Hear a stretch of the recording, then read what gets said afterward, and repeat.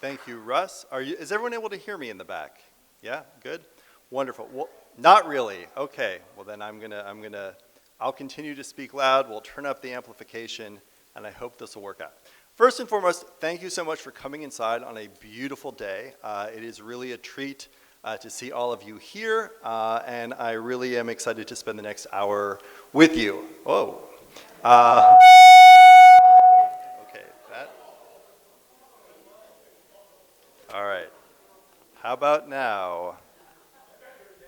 Yeah, that would get your attention for sure. All right, we'll work to get the acoustics right, but I'll try to make sure that doesn't happen again. As Russ said, I'm a historian of the United States. I teach at Brown University, and for the past 15 or so years, I've been working on a book that just came out this past year, and I'm very excited to get to share some of the stories from that book with you this evening, particularly because so much of this book actually originates here in the southern part of the state of Rhode Island. This is a book that is very much, as Russ said, about things that are made in places like South Kingstown and used on slave plantations across the American South.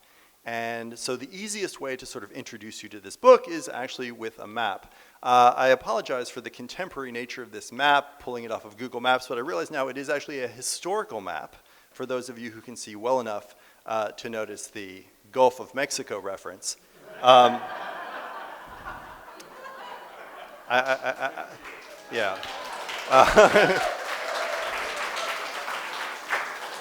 I had not anticipated that we would be living in these ridiculous times. But anyway, you see two circled areas on this map. And the goal of my book was really to try to put these two separate parts of the United States whose stories in the first decades of the 19th century are so typically told as separate from one another. So think about this for a second, right? We have a history of New England that I'm sure almost all of you know and can remember from when you were school children or from when your kids were learning this history or from when you visited Slater Mill or anything like that, right? New England, on the other side of the American Revolution, witnesses this tremendous transformation through industrialization. Factory labor comes, lives are transformed, industrial modernity, wage labor, and all of the things that take New England as sort of the cutting edge of the United States in its powerful economic iteration of the late 19th and 20th century. So you have a New England that is traveling in this direction. Meanwhile, you have a southern part of the United States that over these same decades is deepening its investment in agricultural commodity production for global markets. It is not making the same kind of investments in industrial technologies, not making the same kind of investments in industrialization whatsoever, and its commitments seem to be going the other direction. And the story we typically tell about why, for example, the Civil War happens is because you have a New England that's moving this way, and you have a South that's moving this way, and the center cannot hold, and the Union falls apart in 1861. And the premise is that the kind of economy that is developing in New England and the kind of economy that is developing in the South, these are antagonistic systems. And in so many ways, this is absolutely true. But much of what I'm interested in this book and in sharing with you tonight is the way in which through the 1820s, 30s, 40s, and even deep into the 1850s, these two economies were less antagonistic and much more synergistic.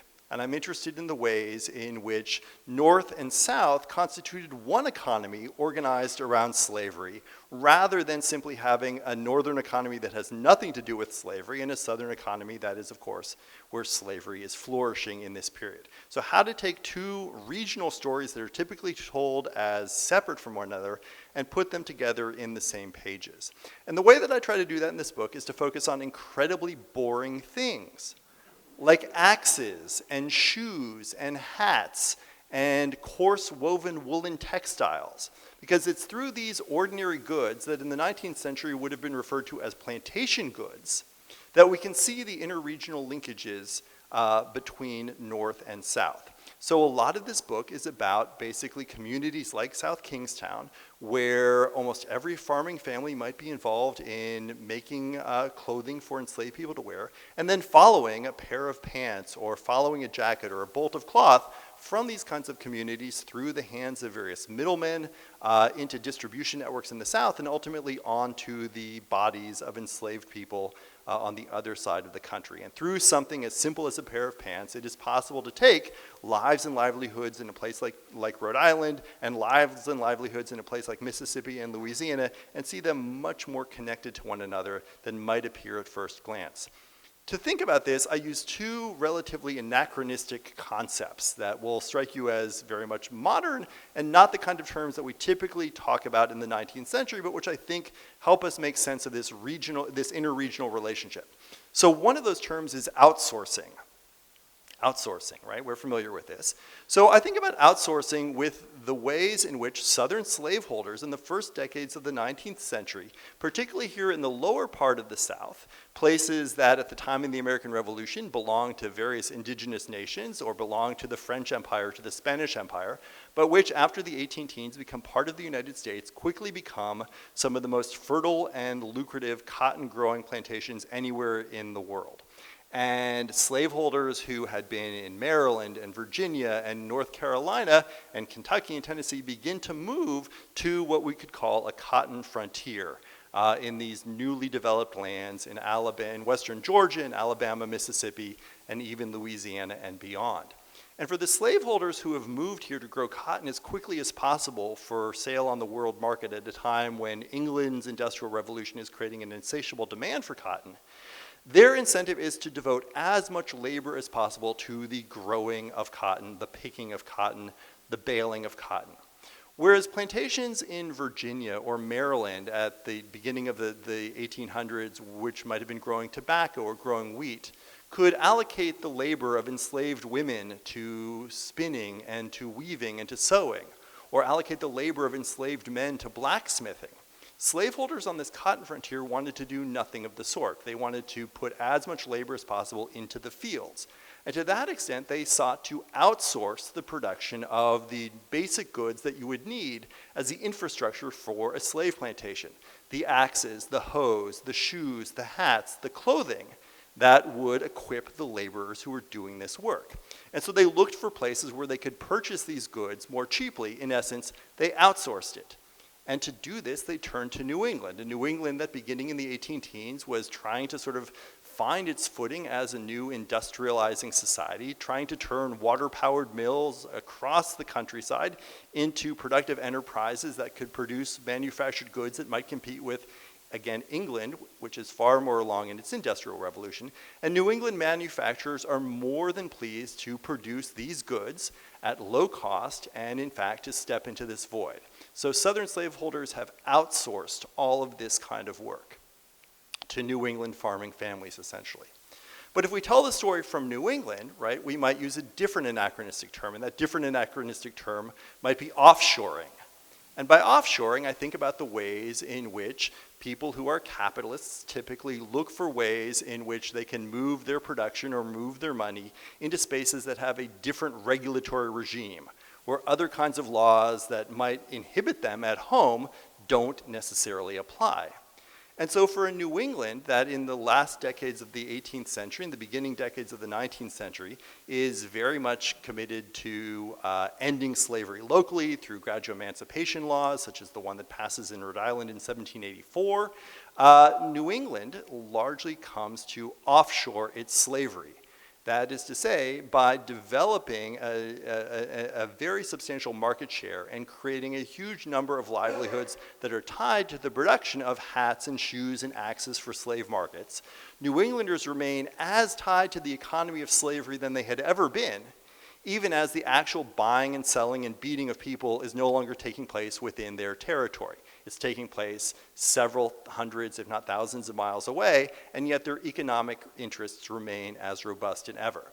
So between outsourcing and offshoring, we can think about the ways in which these two economies are fundamentally synergistic rather than antagonistic over the decades leading to the American Civil War. To tell this story, I end up focusing, or at least I start the story, in a number of New England communities that are today, no offense to South Kingstown, slightly off the beaten path, not that known to that many people across the country, but which in the early decades of the 19th century were crucially important. So whether we're talking about North Brookfield, Massachusetts, about 20 miles to the west of Worcester, the slave shoe capital of New England in this period, or whether we're talking about Collinsville, Connecticut, just to the north and west of Hartford, the leading site for the manufacturing of axes and sugarcane machetes that are used on southern slave plantations, or slightly south in Haddam, Connecticut, where the Scoville Hoe Company develops a new hoe that becomes sort of the industry standard within the cotton plantation market for hoes in the 1840s and 1850s. We could talk about Stonington, Connecticut, a leading site of outwork weaving, where farming families there are producing vast amounts of textiles for enslaved people to wear and use in Mississippi, in Louisiana, even in Texas. And of course, South Kingstown, Rhode Island, which is the place that I spent much of my time working, looking at the records of the Peacedale Manufacturing Company and the two brothers, Roland Gibson Hazard and Isaac Peace Hazard, who in the first decades of the 19th century really catapulted this part of New England to the forefront of the development of specific performance textiles that were marketed to the South as especially designed and suitable for enslaved people to wear in the act of picking cotton.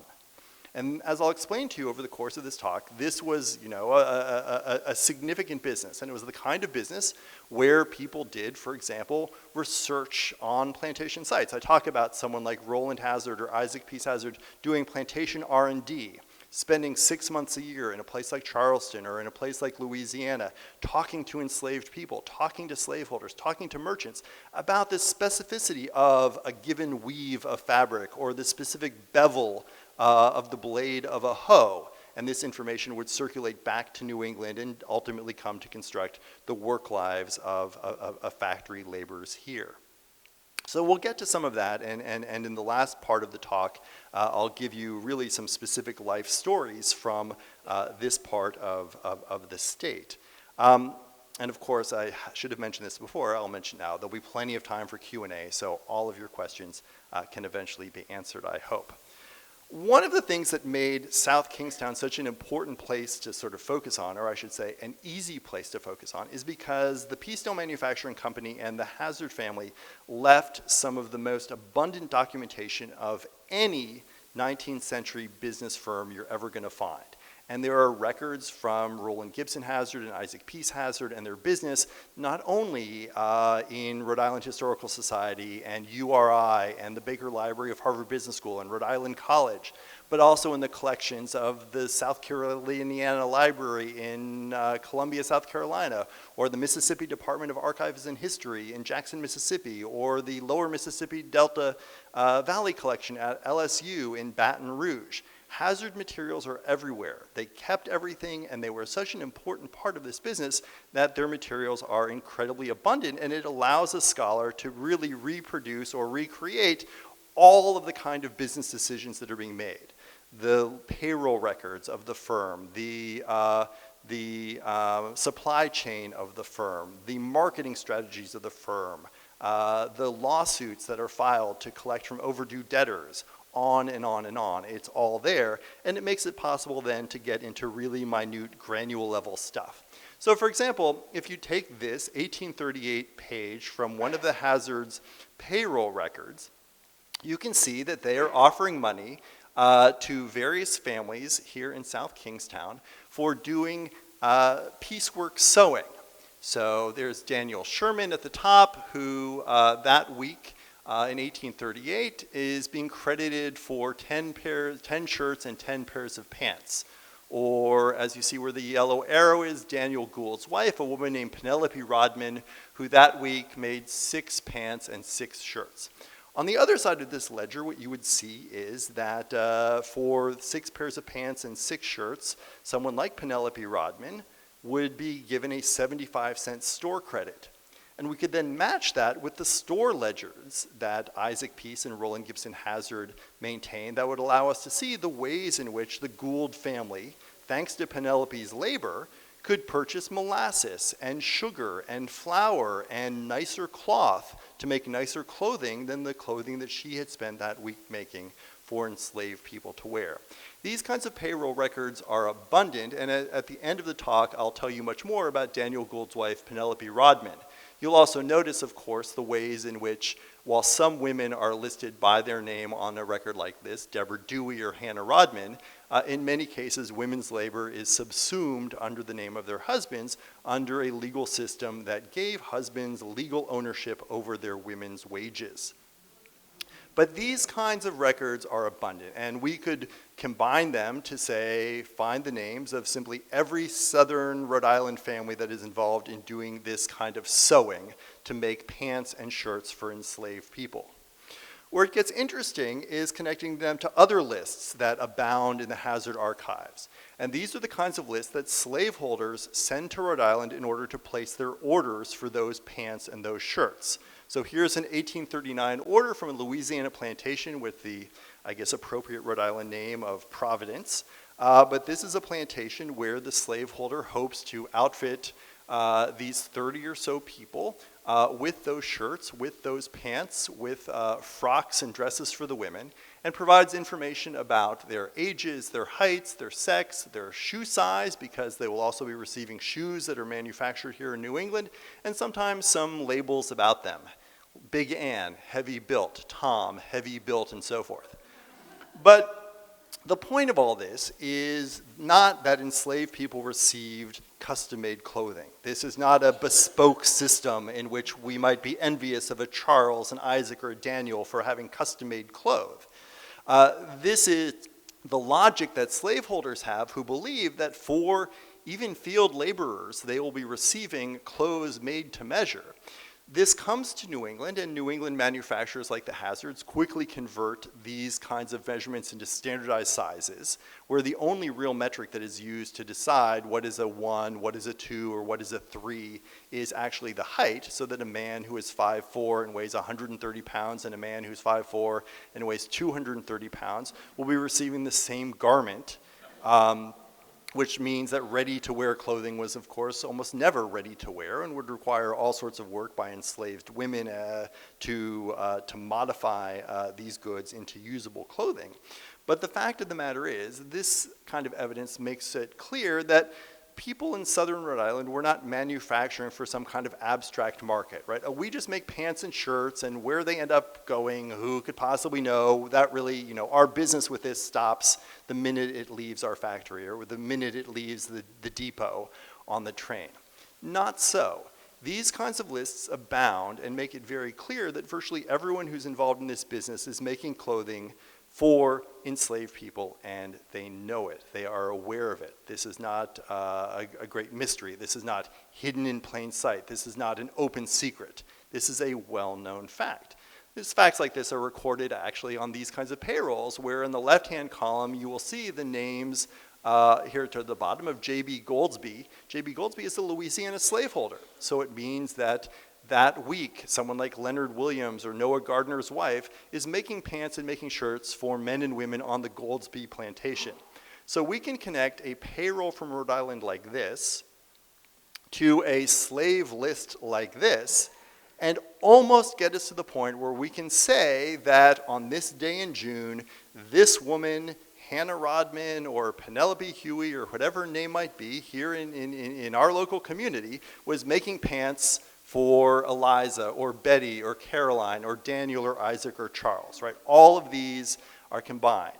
Now, I can't tell you that this woman on this day made a frock for this woman who would receive it 2 months later. I can almost get you there, but I can't quite get you to that one-to-one. But these kinds of sources make it fairly clear that the possibility exists, again, to tie lives and livelihoods that we typically think of as completely separate from one another, completely removed from one another, to one another in very precise ways, so that the New England weaver and sewer whose fingers are hurting at the end of the day of making her 9th or 10th frock, her feelings, her life and livelihood are tied to that enslaved woman who is thinking, these armholes are not big enough for me to move quickly enough through the fields to pick at a rate that will prevent me from being beaten, or this dress makes me feel pretty, Or alternatively, this dress makes me feel degraded. Again, through something like a pair of pants or a dress, we can really think about the kinds of intimacies of these lives that we typically don't think of having anything to do with one another at all. Now, the person at the center of this story is Roland Gibson Hazard, and this is his business card from the early 1830s, the kind of thing that he would have given out during some of his plantation-to-plantation sales as he spent virtually 6 months a year in New Orleans and then did basically tours. Actually, he starts in Rhode Island. He first goes to Charleston. He travels across South Carolina, across Georgia, across Alabama, down to Mobile, takes a boat from Mobile to New Orleans, sets up shop in New Orleans, usually by about the middle of January, and then will spend pretty much every January, February, and March of 1835, 36, 37, 38, 39, 40, 41, 42, 43, 40, on and on, basically traveling through the southern countryside, visiting plantations with samples of his cloth, talking to slaveholders, talking to slaves, and ultimately trying to put more and more of his coarse woolens, his cottons, his brogans, which are shoes and hats, into the market. Roland Hazard gets most of the credit in some ways. He was the younger brother compared to his older brother Isaac, but he is sort of the front man of the firm. Yet in many cases, it is Isaac Peace Hazard, who is about a decade older, who is the more interesting of the two of the brothers. He is not the noted philosopher. He's not the noted politician that Roland would become, but Isaac Hazard is basically the operations guy. He is the one who is here in South Kingstown, in Peacedale. He is the one who is fretting over interruptions in the supply chain. He is the one who is agonizing about workers who may go on strike. He's the one who is fearing about the unpaid bills. And because one brother is here, usually manning the work, and the other is on the road traveling and drumming up sales, the two of them are constantly writing to one another. And so this is one of the things that makes the Hazard record so remarkable, is that there are literally hundreds of letters each year between the two brothers talking about every aspect of the business, because they're basically trying to coordinate this from two sites. And so we have all the letters that are coming from Roland on the road. Isaac, immediately take the looms off of the double planes, put them all to double kersey. That's all that people want here. The letters from Isaac addressed to Roland in New Orleans. Roland, please don't try to sell anymore. We are not going to be able to meet what we've already promised. The quality is declining. We're way overdue to our workers, and the global wool market is in a complete inflationary spell, and we're not going to be able to source the raw materials that we need to make this happen. So again, you can see the business operating in all sorts of ways. The two of them, as I'm sure many of you know, right, come from this long-standing Rhode Island Quaker family. They are both educated at the Westtown Friends School in Pennsylvania. They both returned to Rhode Island in the 18-teens and aspired to take over their father's business. And their father has acquired a water-powered mill machine, or water-powered millworks that can be used to do lots of different things. It can be used to spin fibers into thread. It can be used to turn teasels in order to finish woven fabrics that might be done at someone else's house. It can be used to mash seeds into making oil or to grind corn, whatever it might be. But they come to realize that they can turn out relatively decent or passable textiles by the end of the 18-teens, both by making yarn and distributing it to local farming families who will finish that yarn on their own looms, bring the cloth back to the Hazards, who will then finish it, that is to say, teasel it and nap it at the factory, and then fold it up and distribute it through their larger networks. By the early 1820s, what the Hazards are hearing is that the coarse, that is to say, low-quality woolen cloth that they're making, might find any number of different markets. It might be appealing to farm workers in Ohio or canal diggers on the Erie Canal in upstate New York. It might be the kind of clothing that whalers want, and perhaps there's a market for it in New Bedford. It perhaps could be the kind of thing that could allow the United States to gain an entry into some of the newly independent Latin American nations that, freed from Spanish rule in the early 1820s, are looking to source new opportunities for textiles. But what they hear from merchants in New York, merchants in Boston, merchants in Philadelphia, is that the best place that they could probably sell their cloth is to the American South. That the kind of coarse woolens that they're producing are ideal for what enslaved people would wear and for what slaveholders, who again, at this moment of opening the cotton frontier, are desiring to do, is to outsource this work. So if you can get cheap textiles that are suitable for enslaved people to wear, this is a great thing. And so the Hazards come to enter this market by the middle of the 1820s, and by the end of the 1820s, they really are sort of the most well-known American manufacturers of a particular variety of cloth that will come to dominate Southern markets. Now, that particular variety of cloth is a very interesting thing because it comes to travel under a very specific name and an alarming name for people in our current world. It is called what it is called only because it is intended for enslaved people to wear. There is nothing about the cloth that distinguishes it from cloth that canal diggers on the Erie Canal would be wearing, or that farmers in western Pennsylvania would be wearing, or that whalemen might be wearing sailing out of New Bedford. But when that cloth is sold to Ohio, it might be called Kiersey, and when that cloth is sold to upstate New York, it might be called coarse woolen or Kendall cotton or Welsh plains, basically terms that are derived from the English textiles that these American ones are meant to replace. But when it's marketed in the American South, it is sold as Negro cloth. And that term Negro cloth is all over the archive. Again, this is not something that is a secret. This is what it is called when it is marketed to the South. So this is the business card of a Charleston, South Carolina dry goods merchant, William Ripley, who is distributing the Hazards Negro cloths by name brand, mind you, by the end of the 1820s. And again, there is nothing specific about this textile, right? It's not made to be extra bad with itching powder. It's not made, but it is made to be durable work clothing for people who are doing some of the most arduous physical labor and who are likely to be issued 1 to 2 sets of clothing per year maximum. And to this extent, the Hazards have cultivated Southern slaveholders by telling them that they have developed exactly the right cloth that will allow their slaves to pick cotton faster and to have their health maintained in the miasmatic conditions of southern swamps and with the humidity and the bugs and all this kind of stuff. The way that they do this is by developing a cotton wool cloth, a cloth that has a cotton warp and a woolen weft that is woven, twill woven, that has about 14 ounces to the yard, and which the Hazards see as so well suited to the enslaved wearer that in 1828 they actually go to the United States government and seek a patent for it.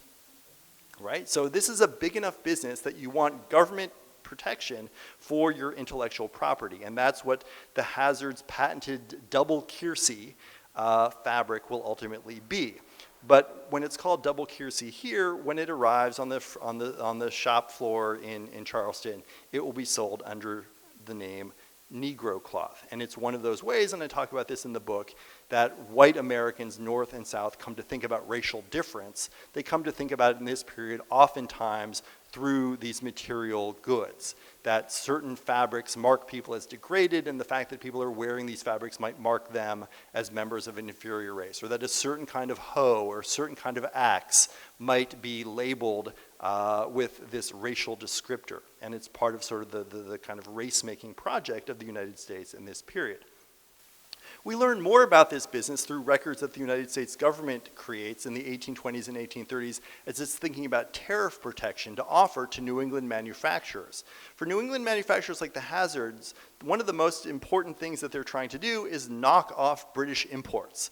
England, as I mentioned before, has a vastly large head start in industrial technology, and by this time in the early 18-teens and 1820s, they are the leading industrial nation of the earth, and it is Welsh weavers and Scottish weavers and weavers from the Lake Country in the north of Ireland who are outfitting most of the enslaved people in the Americas, that is to say in the United States, but also in the Caribbean, also in Brazil. And American manufacturers want in on the action, and they ask the United States government to give them a a protective tariff. The first one of these tariffs goes into effect in 1816. It's slightly raised in 1824. It's totally jacked up in 1828. It will be revised a few times in 1832 and 1833 with great political controversy. So in order to help this process through, the United States Department of Treasury surveys all of these New England manufacturers about their business, and this creates some information for us. So here at the Rocky Brook factory in South Kingstown in Washington County, we learn that this is a concern that is making, number 2, Negro cloth, right? Again, this is not a term that can ever be mentioned in polite society. This is a term that is mentioned in official government records. We learn about how much capital has been invested, about their recent amount of profit or loss, the number of people who are working there within their factory itself. Some of what they tell us, though, is a little bit confusing. So the question number 16 is, where is your primary market? And they answer, New York.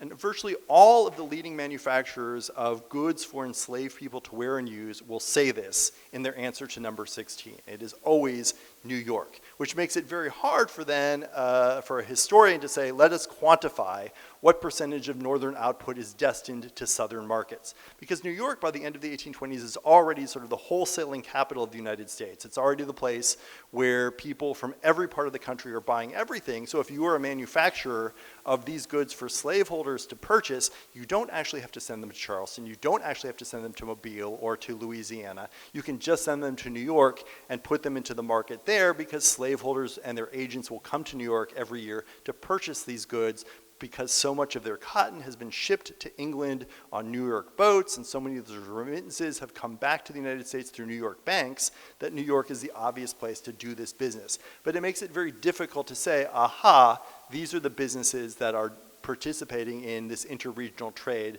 Number 16 has thrown a lot of historians for a loop, because when you look at these records, you can like, no, there are only like 3 businesses that say that they're selling to Louisiana, so it couldn't have been that big of a deal.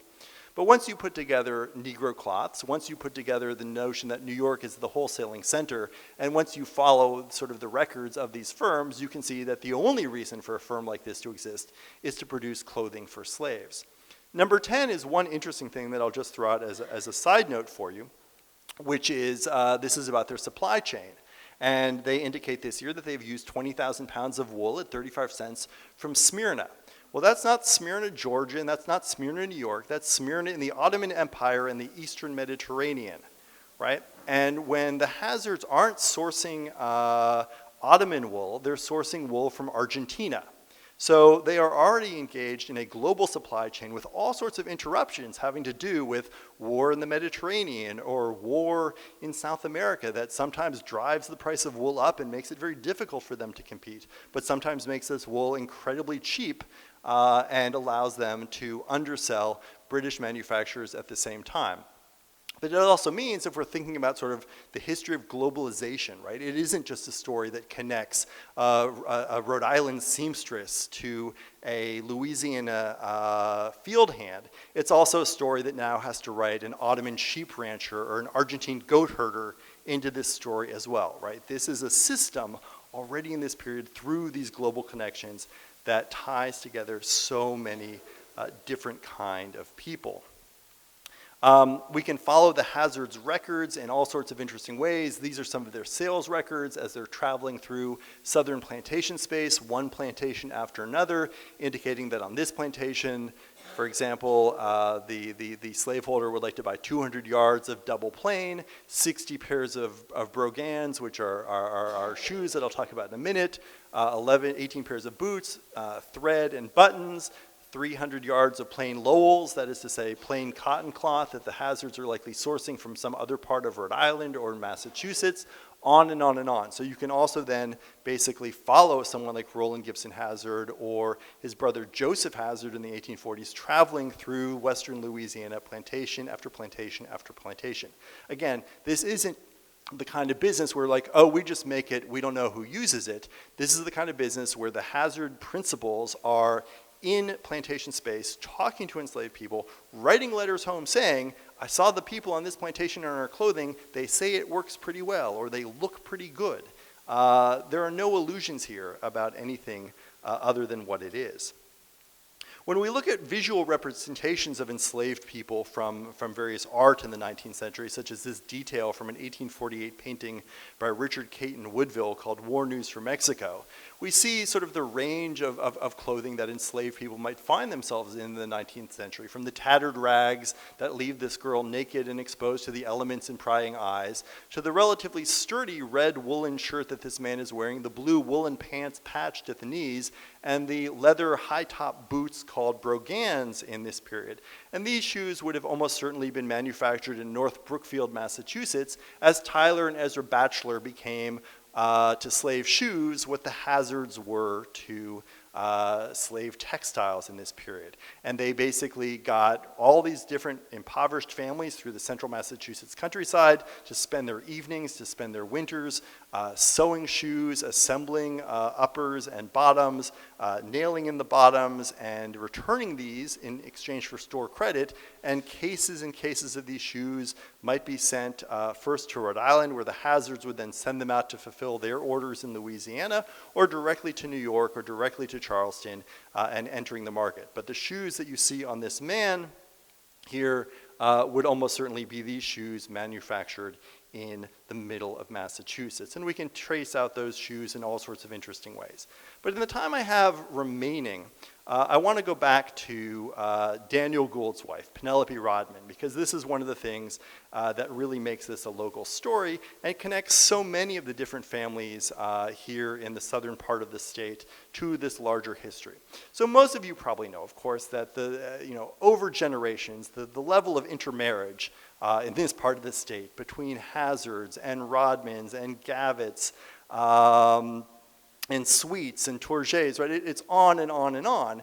And it is sort of a giant group of people who are largely related to one another. And so the genealogical work that's required to sort of put these stories together is at once really easy and at the same time also really difficult because many people have the same names. But what you also see is that within a given family, all sorts of remarkable stories become visible to us. So here at the Oakdale Cemetery is Penelope Rodman's tombstone, her husband Daniel S. Gould. You see that she's born in 1807. She dies in 1857. He's born in 1810, lives a much longer life, dying at the end of the 19th century. I first came across Penelope Rodman in some records that were pertaining to her father. Her father was a man named Robert Rodman, and he was like a 7th generation Rodman in southern Rhode Island. But as was so often the case over the 17th and 18th century, many of these families saw their lands diminish over time as through partable inheritance, where a large estate that might have been quite productive is divided between heirs and then subdivided between more heirs and subdivided between more heirs, and his parents lived a long time. You might be a man who's in his 20s or in his 30s waiting for your father to die so that you could inherit 1 acre of land in hopes of being a subsistence farmer. And this is the kind of economic situation that led to very significant rural poverty in this part of Rhode Island, and also created the opportunity for many farming families to mobilize the labor of their wives and their daughters into producing clothing for slaves. But Penelope Rodman shows up because her father, Robert Rodman, in the 18 teens, is incarcerated for debt. This is a time when your creditors could put you in jail if you couldn't pay. And Robert Rodman owes a lot of money to a lot of different people, and he ends up in a prison, and then a whole series of testimonials come to the state in order to get him out of debtor's prison. It's a sad story. All of his family comes to have sickness. He actually loses a child. He can't work. The family is incredibly impoverished. And in order to get out of debtor's prison, they collect all sorts of evidence, including testimony from Roland Hazard Sr., the father of Isaac Peace Hazard and Roland Gibson Hazard, talking about whether they knew Robert Rodman to be an honest man, whether he was a reliable man, what kind of possessions he owns. And one of the remarkable things that is mentioned in this testimony that's at the Rhode Island State Archives in Providence is that an itinerant school teacher traveled through southern Rhode Island in about 1811, 1812, looking to set up a school, and he came to Robert Rodman and said, "Look, you've got like 8 kids. I'm going to give you a bulk discount." And Robert Rodman said, I can't. Well, why? You have all these kids, I can school them. He said, they don't have the clothing to wear, they would have to go to school naked. That's the level of poverty that we're talking about here in southern Rhode Island. How does the Rodman family get out of this poverty? They get out of this poverty almost exclusively by the children's labor in making clothing for enslaved people to wear and use. The 8 children, beginning with the eldest Samuel Rodman, who's born in 1800, to the youngest Anne Rodman, who's born in 1822, they all end up in the Hazard employ one way or another. And we can see this in the accounts that belong to someone like Robert Rodman that are in the Hazard account books. This one from 1822 telling us at the end of the year that the account of the Rodmans has been credited $225.44.5 by his children's work on his account. And what this means is that children like Samuel and his younger sister Betsy and sister Abby and Sally and Amos and then Penelope are all basically working for the Hazards in various capacity, being credited with that work. And through that, the family is able to buy molasses, is able to buy sundries, is able to buy shoes, is able to pay their rent. Basically, the children pull this family out of poverty so that by the beginning of the 1820s, they are once again financially solvent, and we can track various contracts that show the Rodman sisters signing up to do a year's work for the Hazards here in the middle of the 1820s, or again in the later part of the 1820s, so that someone like Penelope Rodman, long before she's married, will spend her 12th birthday, her 15th birthday, and her 20th birthday basically making clothing for enslaved people to wear, and in the process pulling her family out of this poverty. We can follow her through her marriage to Daniel Gould in the middle of the 1830s, but even then, as a married woman, she's continuing to do piecework sewing at the moment that the Hazards have moved from basically putting out to farm women most of the weaving to putting out finished cloth that's now being made in factory spaces and putting out that cloth so that they can cut it or have it cut into pants and shirts and dresses that they will then sew, which will then be sold to the American South. And so we can tell a long story of someone like Penelope Rodman's life from childhood through her adulthood, basically tied to this industry. Turns out her older brother Samuel Rodman will be able to take the apprenticeship that he receives from the Hazards to become a mill owner of his own and to become one of the most prosperous Rhode Islanders in the 19th century. And Samuel Rodman has amazing economic transformation precisely because of this. He is a rags to riches story. His sister Penelope and all of the other sisters in his family do not have rags to riches transformations, right? They do not have, despite their expertise in weaving or their expertise in sewing, the kind of economic opportunities that might avail to a brother in this period, but instead will continue to eke out very minimal existences by doing piecework weaving and then piecework sewing in order to make some money.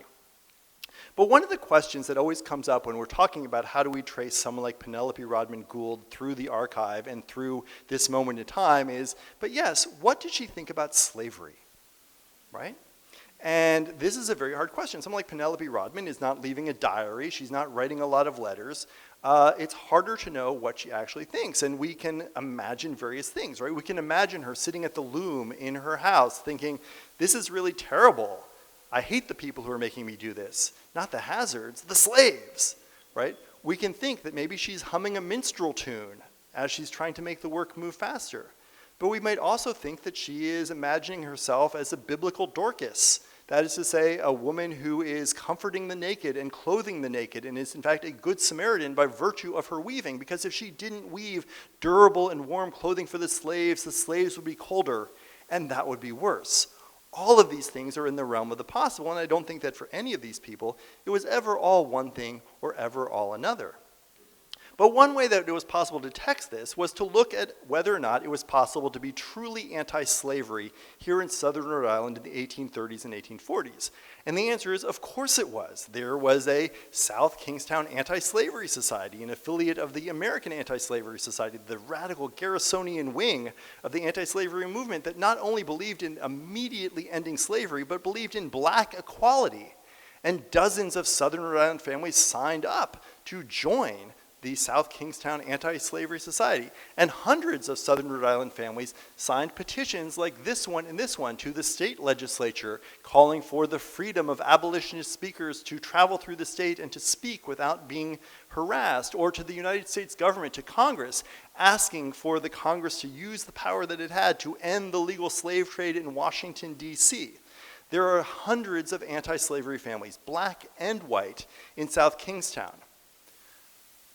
But what does this mean for the people on the Hazard's payroll? Were they also anti-slavery? So one of the things I did was I tried to take all the names that are on those payrolls and all the names that are on these petitions and line them up against one another and look for this kind of overlap. Are the same women who are making clothing for slaves also on their way in to drop off the clothing in Peacedale signing a petition that one of their neighbors is holding, trying to create an anti-slavery future? And the answer is overwhelmingly no. These are separate constituencies in the state of Rhode Island. Now, it may be that abolitionist families tend to be more middle class, may not be as likely to be engaged in having to do piecework sewing, but it's not really the case that it is only elites who are anti-slavery in this period. And I think if we looked at most of these names and tried to track them in tax records and census records and land holdings, we would see that it was probably more economically distributed than otherwise. Was it because the Hazards might fire them if they knew that they had signed these kind of petitions? I don't think so. I don't think it was a matter of fear of losing one's job, although there are workers in many other factory spaces in the United States in this period where you could in fact lose your job if you took a political stance against slavery. And there are hoe companies in Western Massachusetts that fire workers who might vote for the Republican Party of Abraham Lincoln in 1856. But I don't have any evidence of any of that happening. I think it is simply separate kinds of constituencies and the kind of Rhode Island families like the Rodman Goulds who are most likely and dependent upon this labor for their economic sort of mobility are not going to be spending a lot of time thinking about slavery as something that needs to be ended.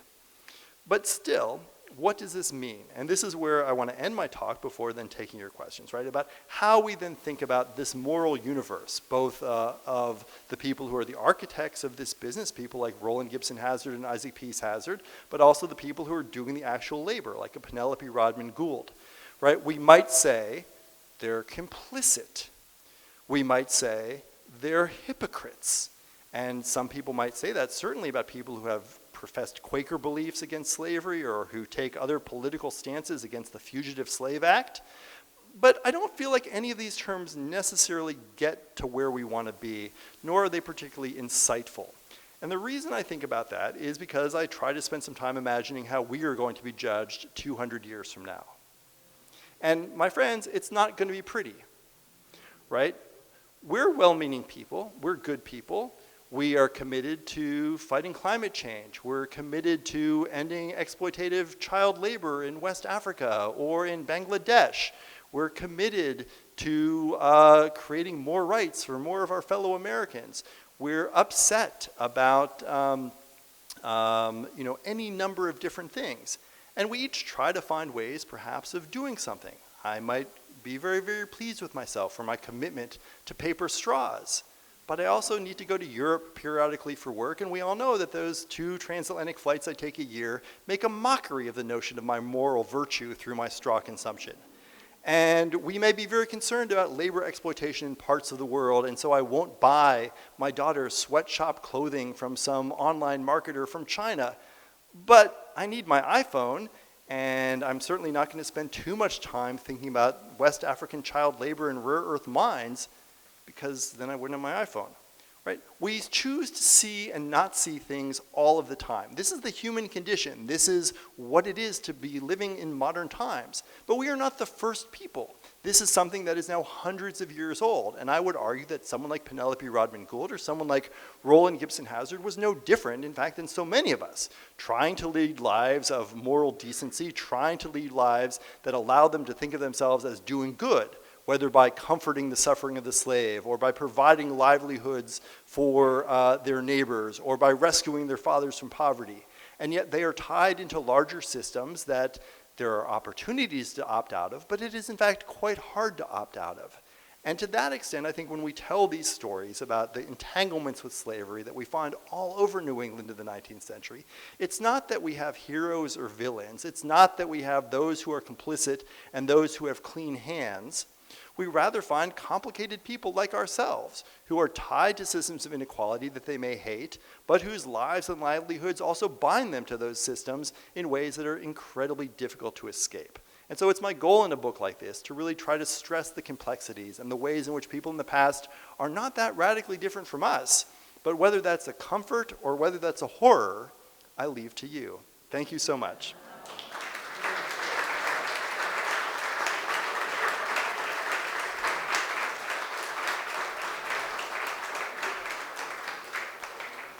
And I did speak a little longer than I had wanted to, but we have 6 or so minutes before the hour, and if there are questions, I'd be very happy to answer them, beginning with the one in the back.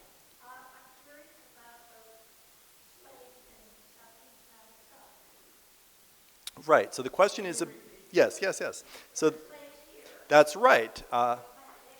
All of this is very true. Yeah. Right, so obviously southern Rhode Island is a place that through the late 17th and much of the 18th century is very much tied to the labor of enslaved people, producing many of the agricultural commodities that took the colony of Rhode Island to some economic prosperity, whether by raising Narragansett Pacers or making cheeses and all of these things that would be sent to Caribbean islands to power sugar mills there. This is very, very important.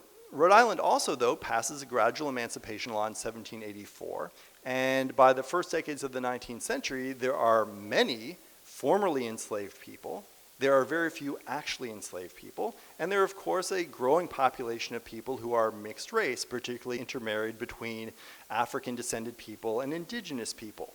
That is a population that, on the one hand, might seem to be widely available for this kind of labor. And you might think, if you were an entrepreneur in this period, why wouldn't you go for sort of the most economically precarious people in your community and get them to do your weaving and get them to do your piecework sewing?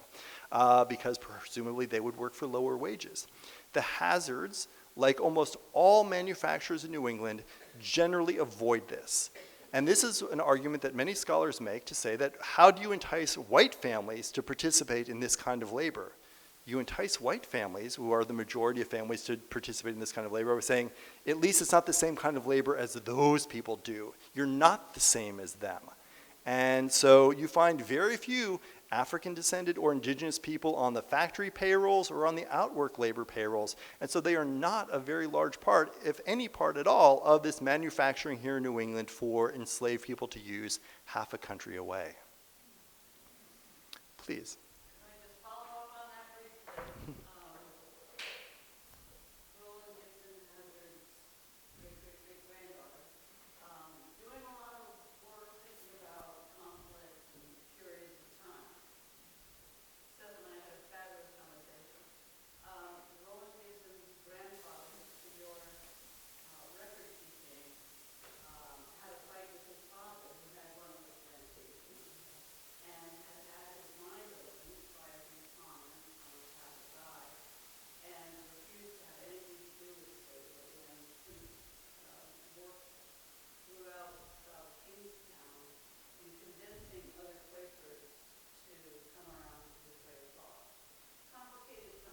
It is complicated, and what I like about this, Holly, is precisely this idea that people in the past had a choice.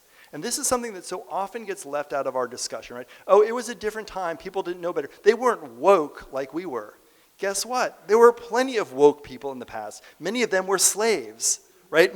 You would say like, well, there was no anti-slavery constituency. Ask anyone who was held in bondage, and you have an immediate anti-slavery constituency in this country. But you have plenty of white people, European-descended people, who have also found ways of questioning this system. And so it does complicate the stories we tell when we recognize that it's not that people didn't know any better or they were a product of their times. College Tom was a product of his time in the same way that the most aggressive slaveholder was a product of his time. And we need to create space for all of that to be recognized. Please. So at the beginning, you showed us the lender. Mm-hmm. And you said that they were paid by store credit. Correct. Which implies that they didn't give them cash. Correct. And therefore, they really weren't as independent workers as one might make them out to be. There must have been some very... Right. So here's one of the things that complicates the whole world of cash in this period. There isn't really much of it, and it's almost all bad. The United States doesn't move to a standardized national currency backed by the US government until the Civil War. If it's 1835 and you are a worker in this period and you're owed $1.25 at the end of the week, your employer might show up and say, here's a dollar bill from the Third Bank of Paducah. There's a third bank. You don't have any idea what's that worth. The whole world of paper money in this period is a giant game of hot potato where most of the money is bad. If you are a working person, you might in fact be better off being given and paid in your rent or in molasses or flour than you are moving into a cash economy when cash is a very, very unpredictable thing. But it does create these ties of dependency between employers and employees. Absolutely. Let me take one last question, and then we can all enjoy the rest of this beautiful evening. Please. I noticed the factory that is listed, that I think on line 12 or 14, describe good stuff. There are 5 men, 7 girls, and 4 children. And in the summertime, work from sun up to 8 p.m. every single day. Mm-hmm. Sun to sun in the summer, in winter to 8 p.m. Yeah, these are long work days. So one of the things that's very, very confusing about industrial records in this period is the ways in which our vision of a factory, which has gates in which people come in the morning and they leave in the evening, or where basically the bale of cotton comes in on one end and the finished shirt comes out the other, is not the world that we're talking about here. So something like the Rocky Brook factory may in fact be sourcing much of its cotton yarn from other manufacturers of yarn. The work that these men and girls and children may be doing in the factory may not be actually the weaving, it may be doing the finishing or the sweeping or the baling and sending of these goods. These factories are largely expansive places that have a lot of work taking place outside and a lot of work that's taking place inside, but it is always something more than simply this 5 men, 7 girls, and 4 children. I would say that if we found the payrolls for the Rocky Brook factory in this period, right, we would find also these 16 employees of the factory itself, but we would also find 60 to 70 local families who are doing outwork forms of production for them as well. So it becomes a much bigger business. I'm happy to stay and take questions for anyone who has them, but in the meantime, I want to thank you all for your attention tonight. If you'll allow, this book, Plantation Goods, is written for normal people to read. It is not a deadly academic tome, and I hope you would consider picking up a copy at a local bookstore, or if you have the stomach for it, an online retailer. Have a wonderful evening.